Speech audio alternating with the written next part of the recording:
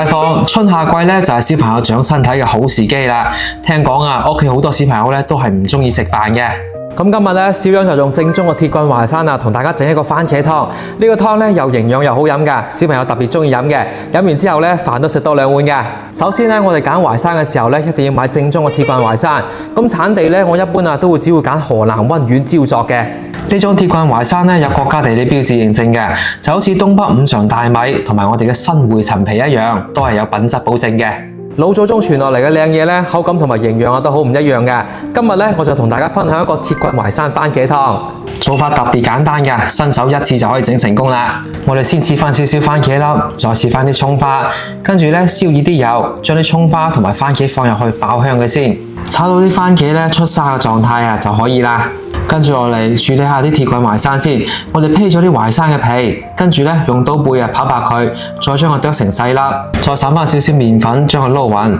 咁樣處理過嘅淮山煮出嚟咧更加之軟糯嘅，而且咧冇咁容易散開。將佢撈好之後咧放埋一邊備用，跟住咧喺番茄鑊入邊啊加多啲熱水，開大火燒滾佢先，再將處理好嘅淮山粒咧放入去，煮佢3分鐘左右，等啲淮山咧先煮到半熟先，跟住再淋翻啲打散嘅雞蛋液入去，再加翻啲切好嘅青菜，調味咧就加少少鹽、少少糖、胡椒粉，再淋翻少少生抽提先，跟住再滴翻幾滴麻油，撈勻之後咧就可以關火啦。大家睇下呢個湯係咪好簡單呢？佢飲起身咧酸酸甜甜，又營養，有豐富嘅膳食纖維啦，同埋維生素。以前咧屋企嘅小朋友啊都唔中意食飯嘅，咁我每個禮拜咧都會整翻1、2次呢個湯嘅。自從飲完之後咧，小朋友啊飯都食多2碗嘅，氣色都變好咗噶。咁今日咧就同大家推薦呢個正宗嘅鐵棍淮山，呢個咧係從河南溫縣當地啊新鮮現挖出嚟，當日發貨嘅，收咗貨之後啊好新鮮嘅，全部都係順豐包郵噶。咁佢有大中細個3種選擇嘅，我自己咧就買大個，